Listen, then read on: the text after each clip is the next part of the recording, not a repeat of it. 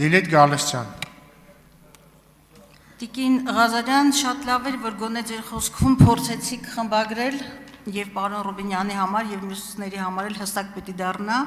որ այս նախագիծը ոչ թե մասունքների, ոչ թե գույքի, այլ հենց հուշարձանների մասին է։ Հուշարձանը ունի իր սահմանումը, գույքը ունի իր սահմանումը, ընծայաբերումը ունի իր նպատակադրումները եւ նաեւ իր սահմանումը։ Եկեք դրանք հստակ տարանջատենք միմյանցից, որպեսզի նաև մեզ լսողը ոչ միայն այս դահլիճում չառաջանա շփոթ, տարընթերցում, անհասկացողություն, նաև առհասարակ հասարակության, ուրեմն գույքը այլ բան է, հուշարձանը այլ բան եւ այս նախագծով կարգավորվելու են հուշարձանների հետ կապված հարաբերությունները։ Հիմա ես ձեզ հարց եմ տալիս, ուրեմն հուշարձանների պետական ցուցակներում բացի Մայր Աթորսուրբ Էջմիածնից եւ բացի Էջմիածնին պատկանող այս պաշտամունքային կառույցները, չէ՞, դրանք պաշտամունքային կառույցներ ինչպես համանել եք,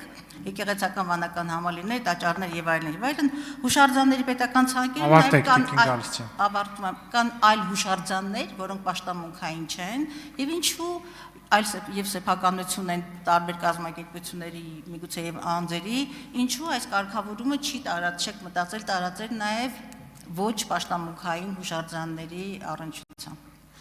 Շնորհակալություն Տիկին Գալստյան հարցի համար եւ դիտարկման համար նույնպես, ինչու նախորդ թիվ մեջ բերեցի քահանայի խոսքը, որովհետեւ ես կարծում եմ այն վերաբերմունքը, որ ունեն այդ մարդիկ իրենց սեփականությունը հանդիսացող ազգային արժեքների նկատմամբ նույնպիսի վերաբերմունք կարող են ունենալ իրենց պատկանող հուշարձան գույքերի նկատմամբ։ Դուք ինձ հարցնում եք, թե ինչու են մեր մոտ այդպիսի կասկածներ առաջացել։ Ես ձեր կասկածների փարատմանը ի պատասխան էի այդ մեջբերումն անում, որպեսզի տեսնենք, թե ինչ վերաբերմունք ունի հայրասողիկին կամ տերասողիկին, թվում է, թե Գեղարդը պատկանում է իրենց, ոչ թե ամբողջ հայ ժողովրդին։ Ինչ վերաբերում է մնացած հուշարձաններին, Տիկին Գալստյան, դուք գիտեք, որ հուշարձանները օրենքով պաշտպանության ձևեր ունեն եւ դրանցից առաջին դրանց արտաքին տեսքը չխաթարելն է։ Եթե ամեն հուշարձանի դեպքով առանձին գնանք, հնարավոր է, որ հանգիստ հնարավոր լինի հուշարձանի սեփականության իրավունքը փոխանցել այնպիսի մի հուշարձան, օրինակ շենք Երևանի կենտրոնում կամ Գյումրու կենտրոնում, բայց տեսքը արտաքին տեսքը չխաթարել։ Այստեղ մենք նաեւ նշանակության հարցն ենք դնում։ Կշարունակեմ, եթե արձագանք։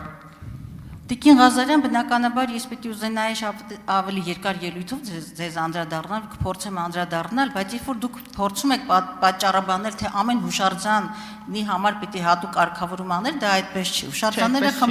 Հուշարձանները խմբավորումներ ունեն, ճիշտ այն կասկածով, ինչ որ դուք վերաբերում եք, ասենք Մայրաթորին, եւ դուք չեք թաքցնում, նույն կերպ ես պետք է ասեմ, որ վաղը Երևանի պետական համալսարանի շենքը կամ կառավարության շենքը, որ պետական ցանկում է ներգրաված, խորը մտահոգություն ունեմ եւ արդարացած մտահոգություն, որ դա պիտի վաճառեք, ասենք թե հայ-թուրքական բարեկամությանը կամ հայ-ադրբեջանական բարեկամության սիրուն։ Կասկածի իրավունք է, որը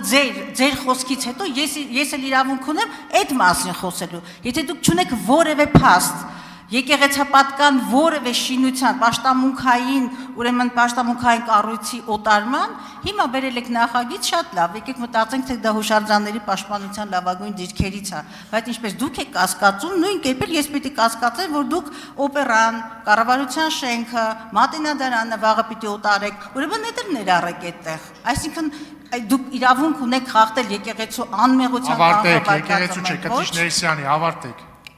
Տիկին Գալստյան, նախ սկզբում սկսեմ նրանից, որ դուք սխալ մեկնաբանելով սկսեցիք, հնարավորություն կունենաք երևի առիթ կունենաք խոսելու,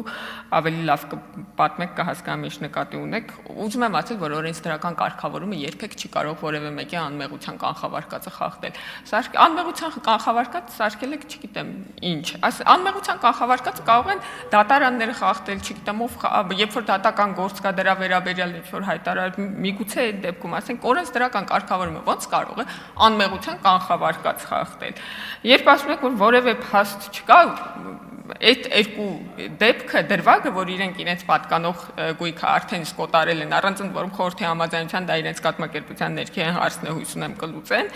եւ երկրորդ փաստը, որ իրենց գույքին վերաբերվում են, որ հայ ժողովրդի գույքին, որ իպահ է տրվել նրանց, վերաբերվում են որպես սեփական անձնական օգտագործման գույք, եւ մենք սա տեսել ենք, սա հրապարակային հաստատված հանգամանք է, իսկ ինչ վերաբերում է ձեր կասկածներին, ունեք իրավունք կասկածելու, ունեք իրավունք այլ նախաձեռնություններ բերել, բերեք, տեսնենք ինչ եք կասկածում, ինչ նախաձեռնություն ունեք, քննարկենք Տիկին Գալստյան, բայց դուք գիտեք, որ Հայաստանում 100,000-ավոր հուշարձաններ կան, եւ շատ դեպքերում հնարավոր չի կիրառել, օրինակ Երևան կենտրոնում գտնվող շենքերը ցարական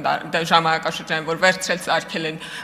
օրինակ հյուրանոց, հնարավոր չի իրա վրա տարածել այս կարգավորումը, որովհետեւ 1000 ու մի տարբեր իրավիճակներ կարող են լինել, այդտեղ միայն արտաքին տեսքը պահպանելու հարց կա, կներեք, բայց տարօրինակ կլինի, եթե ես գրեմ, որ եկեղեցու արտաքին տեսքը կարող եք պահպանել, բայց սարքեք կազինո, չէ, այդպես չի լինի։